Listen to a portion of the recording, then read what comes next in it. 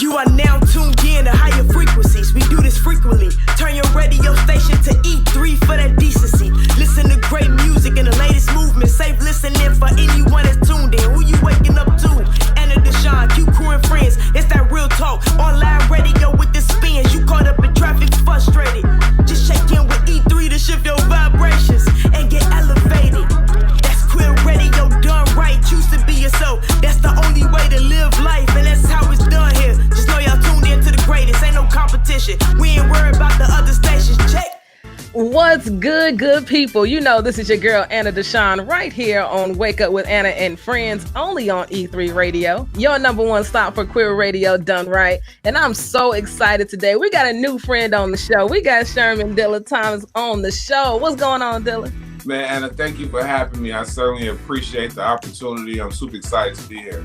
Yo, I'm super excited to have you. Like, I've been seeing you everywhere. I've been following you on TikTok. Now everybody know my wife is the TikToker, okay? But when I got on there, you came up under the For You section. I was like, a black man doing history on Chicago? I'm here for that.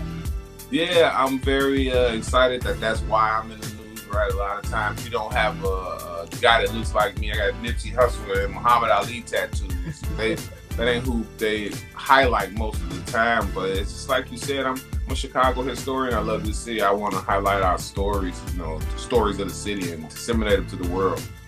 Exactly. And I'm here for a balanced, storytelling of what's happening here in the city. I feel like all the time we hear the negative stuff and it gets overshadowed. Like, yo, there's a lot of good stuff happening in the city. I wish somebody can report on the good stuff. And so that's what we do here at E3 Radio. And you are a part of that narrative. And I'm so glad you on the South Side and that your daughter was like, you need to get on TikTok. Yeah, my 8-year-old was encouraging me to get on TikTok. And I was a little bit against it, but what pushed me over the edge is I remember the conversation I was having with my mother. DVD players was coming out. And I was like, hey, Mom, you really need to get a DVD player. And oh my goodness, I don't need a DVD player. I got 100 tapes. VH won't work just fast. I said, Mom, they're gonna stop making VH tapes. Everybody's gonna have to convert to this. Like, why would they do that? We all got this, like she just was against it. And I remember, years later, just giving her that look as I'm putting the DVD player on her TV. Yeah. This was the thing though. Years had gone by between the two incidents, and I was like, think about how much of an expert you would be on this thing if you'd have tried at the onset. Mm-hmm. When my daughter in that same moment, I replayed that conversation. I was like, okay, I get on TikTok. And here I am. Yeah. Well, don't we have to do that in our lives? It's like check ourselves in the moment and be like, wait, I don't want to do that. I don't want to be that person. I can change the narrative, right? I can change how I do things, and in that moment, something magical happens. And I mean, you got 50,000 followers, like millions and millions of views. It's mind blowing, ain't it? It's correct.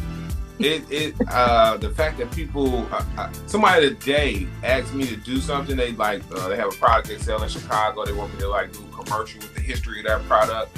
And I had to tell somebody, let me check my schedule. Jesus Christ, that was the weirdest thing ever. I'm not that person, and I don't know if I've ever wanted to be, say, famous, right? People stopped me in Jules the other day. Hey, you the six-figure Dilla the story. Let me take your picture.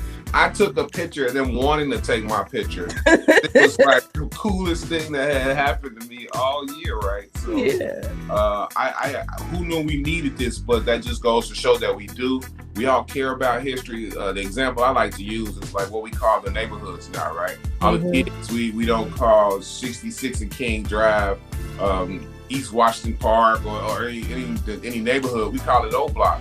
But that's because the kids that care about the history. Anytime something occurs in their neighborhoods, they memorialize that person. They come back every year to do it.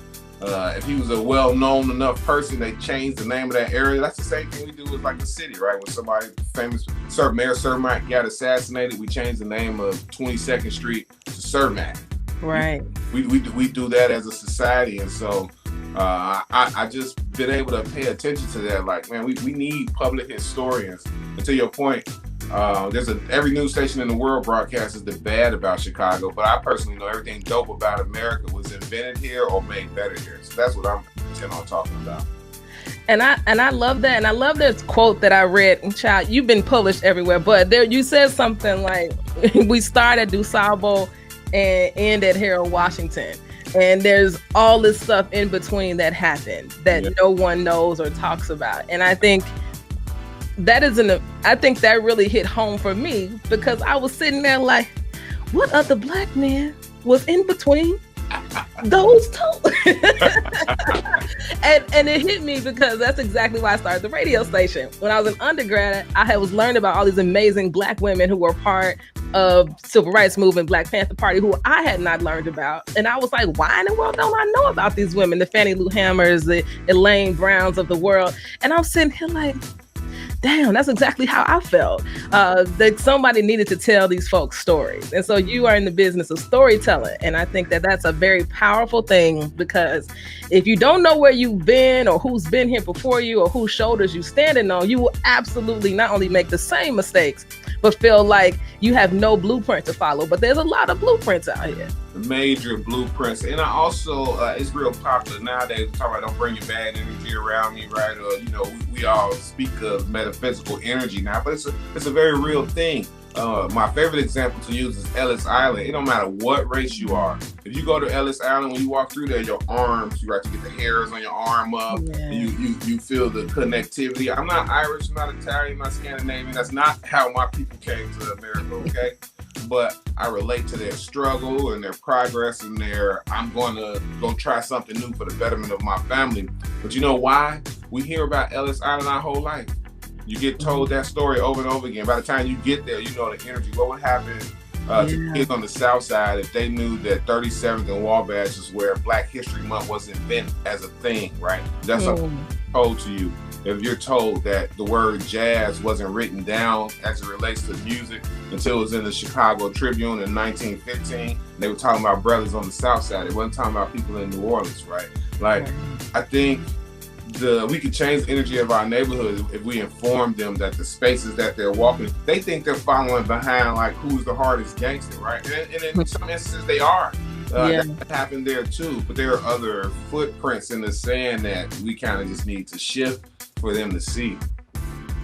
Yeah, I love that too, man. This is so good. So for all my good people, all right, on the north side in North Halstead, there are these pillars that have been put there by the LGBTQ history organization, and I can't think of their name right now, and Victor Salvo is going to kill me. But they curated these pillars that tell the history of LGBTQ folks, right, on Halstead. And I could see that totally being a thing across the South Side and the West Side of Chicago, uplifting some of these historical moments that you're talking about that have I didn't know that Black history was founded on 37th and Wabash. I saw it on one of your videos when you were talking about Carter G. Woodson. And, I knew Carter G. Woodson. I knew what he did. I didn't know it was on 37th and Wabash. Right? History is told from the perspective of those telling it. And so if we don't tell it, that part gets left out.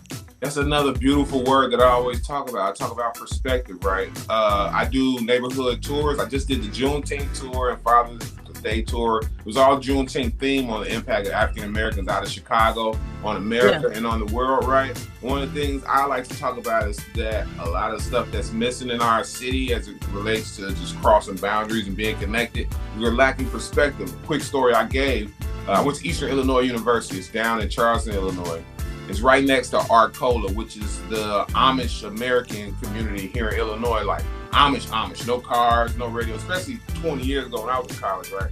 Like, you had to park a certain amount of distance away from that area and then walk your butt in unless you were delivering goods, like hardcore Amish. I convinced one of the white boys that live next to us to take me home. I bob with him every weekend. Like, yo, I've always been history minded. So I want to see a real Amish community, man. Like, you got to take me. He's like, no. Eventually, I convinced him. So we get to his house and his mother's, I'm unpacking my car and I hear his mother and she says, why you do him like that? And what she meant was, they getting ready to be racist as hell to him. We don't have a TV here, so we don't see Black people. All we know is what we've heard, and none of that's been good. By the time that was Friday. When I left Sunday, all the neighbors was lined up around my car, giving me hugs. His mother was crying profusely, begging me to come back for Thanksgiving, and they had handmade my mother rocking chair. Wow. That lasted longer than any other piece of furniture that we had in our home. But they and me needed a better perspective. And so I think that's like my goal, is to try to offer a perspective. And we were talking before the show, and I tell I tell y'all all the time, sometimes I wish y'all could hear the conversation that happens before I hit Let's Go Live, okay? And we were talking about homophobia, the community's Black experience, and that part that story you just told ties so well into how we begin to eradicate that in our own communities, is getting people to have perspective, like meeting people and seeing the human. You know what I'm saying? And not the label, not the idea, not the assumptions you've made about who they are and where they're from and what they do and how they speak and, you know, what drives them will absolutely change how we live, function, breathe around each other in our own communities. Yeah, absolutely. And even if you don't jump on as like their number one fan, you know, sometimes a lifelong perspective is not going to get changed in a couple meetings. But minimally, you walk away just want to leave people the hell alone and let them be who they are. And that's all anybody can ever ask for. And like I said, I'm glad you brought that up. We as the African Americans need to do a better job of telling our own stories and our importance and our impact on America. And then we also have to come to terms that we do have flaws, and one of those is being homophobic. A lot of it comes from our parents. Another story I told is I grew up in the 80s and 90s, which if you check the stats was the gang bangingest time of Chicago, period. Right now it's starting to catch up. But when I was a kid, it was 900 murders every year. We had projects, and it was hardcore gang banging. You know, you walked out the house with your hat like this, and shots was gonna get fired, and that's because the wind blew your hat that way. You didn't even do that on purpose. You know what I'm saying? I remember like a Scully, and you'd be touching to make sure the emblem was in the middle, just because you didn't want no problems, right? So to combat what was going on in the era, my parents used to say that if you go to jail, Big Bubba gonna get you. Now, that's pure intentions, right? But what does that do? That makes you fearful of gay men, like that they are somebody that's going to attack you against your will type thing. And that's something that every parent has ever said, you know, especially in my generation, a common thing, like, you know, jail, Big Bubba, Big Bubba, Big Bubba. That reinforces unintentionally homophobia, you know. And I remember when I came to my mom about it, like, as when I got a little older, like, man, that wasn't the best messenger, you know. She went off, but then like 2 hours later, she called me and was like, "Yeah, you're right. I'm sorry. You know, I should have just mentioned that you ain't gonna get ice cream, man. Right? That's just scary to a kid. You know. Yeah, that would have been enough. That would have certainly been enough. So, and I think we get caught up in this. We can't walk and chew bubble gum. Like, we could certainly preach for equity and equality and restorative justice, while also telling people that you might love Dr. Martin Luther King, but if he didn't hang out with this gay dude by the name of Bayard Rustin, we wouldn't. Like, Bayard, such a gangster, you know, like, he did a lot of the heavy work. Like, literally, if you was arguing with King in a meeting, Bayard was like, "Hey, bro, step outside if you can't shut up." Yeah. He'll win the fight. You know what I'm saying? That's right. And that's the stories, right? That's why history is so incredibly important. And why holding our families accountable is so incredibly important. Thank you for sharing that story about your mom. I think we all have those stories, right, of those moments where we look back and we're like, I know where I got it from, right? Like, this homophobia is learned behavior. Racism is learned behavior. And so to unlearn that behavior, to begin to think outside of maybe what you were taught, right? You have to gain some perspective and give yourself an opportunity to experience something different. And I think that's why I started this show. That's why I do this show. That's why I support organizations in our communities that are doing the work, like the Chicago Black Gay Men's Caucus, giving them a big shout out right now for the work that they do to encourage young Black gay men to be themselves and to live into their whole lives. And also, it's called the Legacy Project. Victor, don't kill me. It's called the Legacy Project that keeps the history of LGBTQ folks in those pillars alive and well, and so incredibly, incredibly important. Now, Dilla, you got a lot going on, and I don't want to leave without folks knowing how to find you. So you got tours happening in July and August, right? Like this is going beyond TikTok at this point. Yeah, absolutely. So I want to build out a very professional website. So that's why they ain't up yet. But you can book a tour on Eventbrite, Tours by Dilla. And I really hope to change your perspective just about the South Side. Like I said, on the 4th of July tours, there's a Confederate mass grave on 67th and Cottage Grove. We're a Confederate monument. A lot of people don't know that, right? So I like to just tell those stories, tell how they came to be, and further expound on the rich history of Chicago as it relates. But then later on in July, I'm gonna do the Chicago Race Riot. I'm gonna do a Southside neighborhood tour in August. But yeah, I'm on Eventbrite, Tours by Dilla, and then I always, send out links to the tours on all my social medias. I love it, and you getting your run in too, because your wife said you got to get that those 2 miles in. 3 miles a day. I'm getting ready to run as soon as I talk to you. You got to get through with this so that I can prepare myself for work. I got a history series coming with WTTW. Awesome. That we're working on. Filming something with NBC, First Look. So that's coming in tomorrow. I should say June 24th, WGN. And 4 o'clock news is going to run a segment on it. And I think Mayor Lightfoot just named me Citizen of the Month. Hey, we got the Citizen of the Month. I love it. I love what you're doing. I love your spirit. I can't wait to join you on one of your tours and learn a whole lot of stuff about Chicago, especially on the South Side that I didn't know. And I'm glad you're doing the work that you're doing. Thank you. Thank you, Dilla. Absolutely. Compliments are addicting, so thank you. I make you work hard. Same to you. I appreciate you. Like you said, we're talking off air, just your drive and motivation to get a certain aspect of Chicago stories out that aren't always told. So thank you. I appreciate that.